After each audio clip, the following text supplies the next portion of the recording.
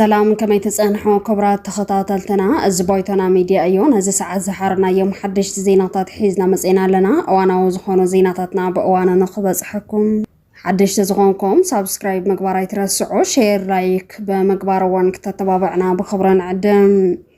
أب تقراي كوماند بوست كأواج مخانو حوحات زي تقمتها بعال سلطان بريزدانت شيمان تقراي نابط أورنت تقاطو مهلوا ودب مصوعنا تقراي قلقالت محاب مجمارا ناب كاتما زعاتوا قجل أمسألا بزملكات حدش من معرراي سلطان سراوي تقراي أب كل أيار تقراي زرقيا زلوا درونات بزملكات كبراتنا نايزي أمنا يكالوتن بركت زبالو معبوالتاتن كنا كافلوكم إنا كتكاتاتلنا بخبرنا عدمكم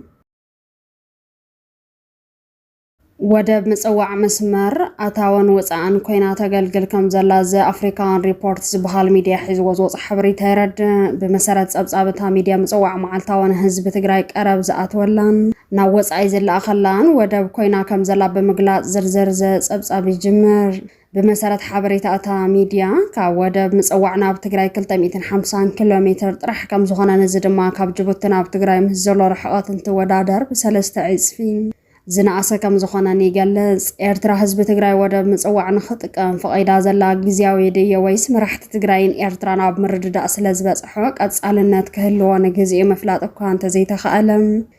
تجراي عبجبت زنابرام سقعتني النت كاريفاتو تركبي بلتتصابصاب وسيخون بطورنت مخنيات كبير عنو زبس حزب تجراي ودب مصوع تتقيمو أصله زحاوي لخونتات مفتارم محبرسب عالم وان كدقفو زقباء تقبار كم زخوانا نابز حج اوانا بمسمرك ايح بحر زفتر سلام والساناي كم زخوانا نقليسهم اتب افريكان ريبورت زقربت ابصاب افريكان ريبورت وسيخو ابلعلي اب زلو معاقب اب كبير شقر زلا ايرترا وننتخوانا كاودب كراي اتاو سلتركب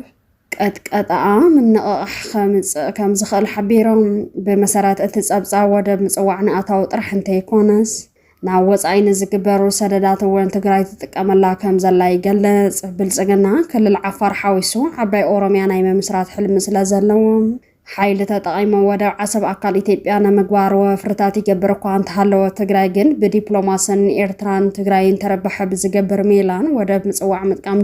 ጅማራ ንህዝቢ ትግራይን ህዝቢ ኤርትራን ዓብይ ብስራት ዜና እንትኸውን ወደ ዓሰብ ንምጉባጥ ንዝሓልም ዘሎ ብልጽግና ድማ ዓብይ መርድእ ከም ዝኾነ እንዳተገለጸ ይርከብ እዚ ከም ዜለን ሃለወ ኣብ ትግራይ ኮማንድ ፖስት ከም ዝእዋጅ ዝተረኸበ ሓበሬታ የረድእ ኣብ ሙሉዕ ዕፅዋን ክባን ኮይና ህዝባን ምድሓን ለይተን ቀትረን ትሰርሕ ዘላ ሕወሓት በብደረጅኡ ዝካየድ ዘለዎ ኣኼባታት ትውድእ ከም ዘላን ፕሬዚዳንት ናብ ምሻም ከም እትሸጋገረን ዝተረኸበ ሓበሬታ የረድእ بريزدانت تግራይ ንምስያም ካብ ክልተ መዓልቲ ንላዕለ ከም ዘይወስድ ዝገለጹ ፍልፍላትና ንፕሬዚዳንት ትግራይ ዝተሓጸዩ ድማ ዶክተር ደብረጽዮን ዶክተር ፍስሐ ሃፍተጽዮን ኣማኑኤል ኣሰፋን ከም ዝኾኑ ተገሊጾም ካብ ፍልፍላት ዝተረኸበቱ ውሳኽ ሓበሬታ ከም ዝገለጸ ቀጻሊ ፕሬዚዳንት ትግራይ መን ከም ዝኾነ ዛጊድ ዝተረጋገጸ ሓበሬታ እኳ እንተዘይተረኸበ ብዙሓት ግን እንተወሓደ ነዚ ናይ መኸተ እዋን ዶክተር ደብረጽዮን نتقراي كمرحة كم زخانة يقالصون إيرتران إنتليجنس تبهال قص دما مع خلاي كوميتي حوحات دكتور فسحة هفتسين بريزيدانت تقراي جيرو خيشاما أيوم أتشومات دما بزغط الصومن كز أدقية كتب الجليس على تا إيرتران إنتليجنس تبهال قص بزعبا إثيوبيان تقراي مشتراو زخانة حبريتات بمكفالة فلت أيام إذا كم زيلن هالو تقراي بريزيدانت مسمرس أو تقراي كوماند بوست كم زواج ترخبا مشتراو حبريتها يرد ኣብ ትግራይ ኮማንድ ፖስት ዝእወጀለ ምኽንያት ድማ ትግራይ ግዛእታን መምላስ ኣብ ልዕሊ ወራር ተሰጎምቲ ስለተወሰደን ኣብ ትግራይ ዝግበር ዝኾነ ይኹን ምንቅስቓስ ንምቁፅጻርን ከም ዝኾነ እቲ ዝተረኸበ ሓበሬታ ወሲኹ ገሊጾም እዚ ከም ዜለን ሃለወ ብልጽግና ናብ ከተማታት ትግራይ ናይ ቅንጸላ ስኳድ ከም ዝለኣኸ ተሓቢሮም ካብ ፍልፍላት ዝተረኸበ ሓበሬታ ከም ዝገለጸ እቲ ናይ ቅንጸላ ስኳድ ኣብ ትግራይ ብዝነበረ ሰንሰለት ብልጽግና ዝሕገዝ ከም ዝኾነ ዝተገለጸ እንትኸውን ዋና ትኹረቱ ድማ መቐለ ከም ዝኾነ ተፈሊጦም ኣብዚ ጉዳይ ሓሳቦም ዝሃቦም ምሁራት ከም ዝገለጽ ወእቲ ብብልጽግና ዝምራሕ ምዃኑ ዝነገረሉ ዘሎ ናይ ቅንጸላ ስኳድ ኣብ ልዕሊ ጀነራል ወዲ ወረዳ ቅንጸላ ክፍጸም ከም ዝኽእልን ብልጽግና ድማ ንወዲ ወረዳ ሕወሓት ከም ዝቐንጸለቶ ገይሮ ብምቕራብ ትግራይ ሕድሕዳ ናብ ዕግርግር ከተምርሕ ንምግባር ከፍትን ከም ዝኽእል ኣጠንቂቖም እቶም ምሁራት ወሲኾም ከም ዝገለጽዎ እቲ ናይ ቅንጸላ ስኳድ መራሕቲ ናይ ምቕንጻል ተልእኾ እውን ክወሃብ ዝኽእል እንትኾን ዋና ትኹረት ክግበረሉ እዩ ተባሂሉ ዝግመት ግን ኣብ መንጎ ሕወሓትን ደገፍቲ ወዲ ወረደን ጎንፂ ንምፍጣር ኣብ ልዕሊ ወዲ ወረደ ናይ ቅንጸላ ስርሒት ክካየድ ስለ ዝኽእል ልዕል ጥንቃቐን ክትትልን ክግበር ከም ዝግባእ ንኣካላት ጸጥታ ትግራይ ተማሕጺኖም ኣለዎም። ብልጽግና ትግራይ ሕድሕዳ ንምብላዕ ዓፋር ዓማጽ ሓይሊ ከም ዝመስረተ ዝፍለጥ እንትኸውን ሕጂ እውን ባዕሉ ብዘዳለዎ ናይ ቅንጸላ ስኳድ ገይሮ ቅንጸላታት ብምፍጻም ሰውኣን ብጥጠን ከም ዝበሃል ህዝቢ ትግራይ ባዕሉ ንባዕሉ ከባልዖ ክፍትን ከም ዝኽእል እዩ ዝግለጽ ዘሎ።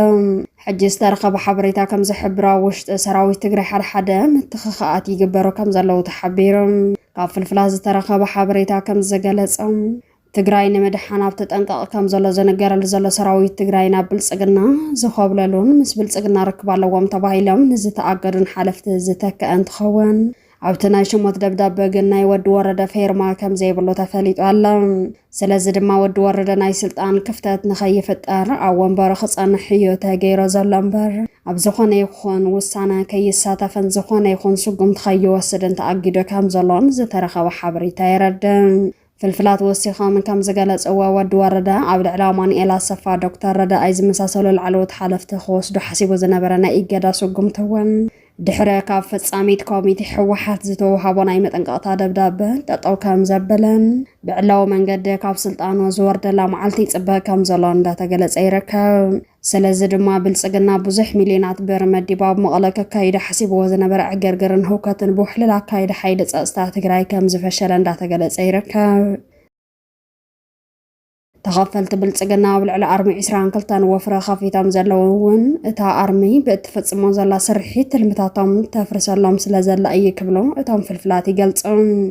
ሕጂ ዝተረኸበ ሰበር ዜና ከም ዝገለጾ ድማ ኣብ ክልል ኣየር ትግራይ ድሮናት ምርኣይ ልሙድ እናኾነ ከም ዝርከብ ተሓቢሮም እተን ድሮናት ናይ ኤርትራ ይኹና ናይ ኢትዮጵያ ዛገድ ምፍላጥ እኳ እንተዘይተኸኣለ ኣብ ክልል ኣየር ትግራይ ክረኣያ ምጅማረን ግን ኣብ ሓደ ሰባት ምድንጋጽ ይፈጥራ ከም ዘለዋ ይገልጹ።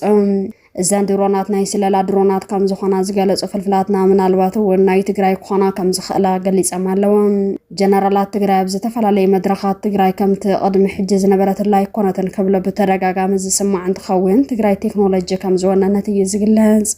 ትግራይ ቴክኖሎጂ ድሮናት ናይ ምውናን ዓብዪ ዕድል ዘለዋ እንትኸውን ፋኖ እውን ካብ ሓደ ቦታ ናብ ካሊእ ቦታ ኣብ በረኻ እናተንቀሳቐሰ ንኣሽተይ ድሮናት ይጥቀም ከም ዘሎ እሙናት ፍልፍላት ይሕብሮም። ስለዚ ድማ ትግራይ ናይ በጀት ሕፅረት ዕንቅፋት ከም ዘጋጠማ ዝግመት እኳ እንተኾነ ዝተወሰና ድሮናት ምውናን ግን ከም እትኽእል እንዳተገለጸ ይርከብ። እምበኣርከስ ክቡራት ተኸታተልትና ዜናታት እዚ ዕለት እዚኦም ይመስሉ ነይሮም። ኣብ ጉዳይ ትግራይ ኤርትራን ኢትዮጵያን ከምኡውን ህልወይ ምዕባለታት ቀርኒ ኣፍሪካ ብዝምልከት ትኩስ ምዕባለታት ንኸበፅሐኩም ሓድሽ ዝኾንኩም ሳብስክራይብ ምግባር ኣይትረስዑ፣ ሼር ላይክ ብምግባር እውን ከተተባብዕና ብኸብረ ንዕድም። ሓድሽ ዜና እንተልቀቕ ኖቲፊኬሽን ንኸበፅሐኩም እውን እታ ናይ ደወል ምልክት ክሊክ ምግባር ኣይትረስዑ። ሰላም